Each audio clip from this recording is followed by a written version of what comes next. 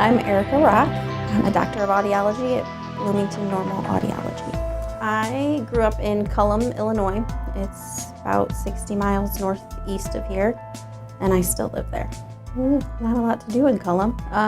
Sports were big growing up. That was one of the only things we had to do. So, throughout school, I always played sports. I did not really get the athletic talent in my family.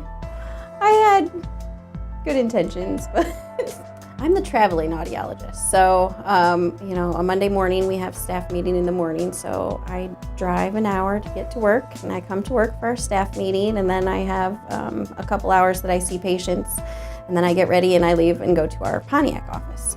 So then my afternoon is spent there. Natalie and I take turns every other Wednesday. So sometimes I'm there, sometimes I'm here. Well, I actually went to school to be a speech pathologist. And all the undergraduate work is both. You have to take all the speech classes in order to be an audiologist.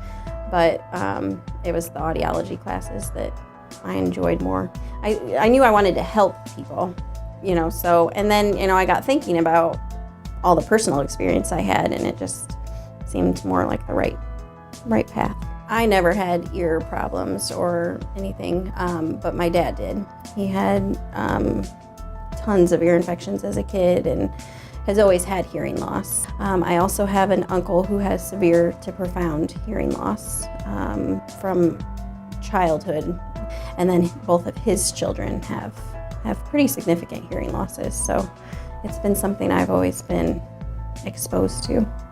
Well, I think it makes you more sympathetic or empathetic towards them.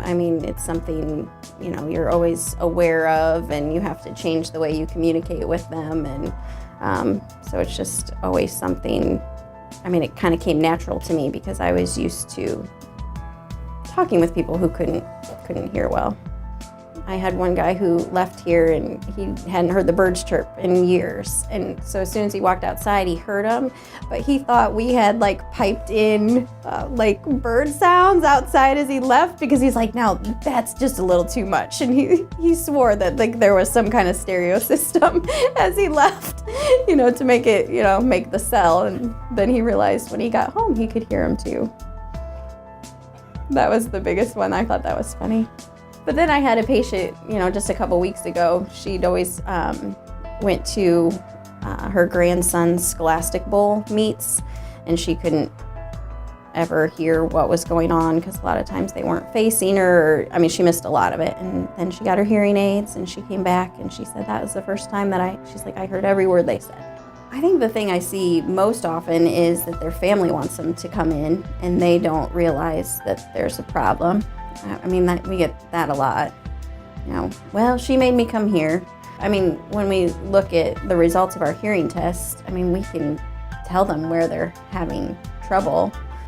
They're not always ready to do something right away, but to just have that proof or something, I think that oftentimes gives them, the courage to take the next step.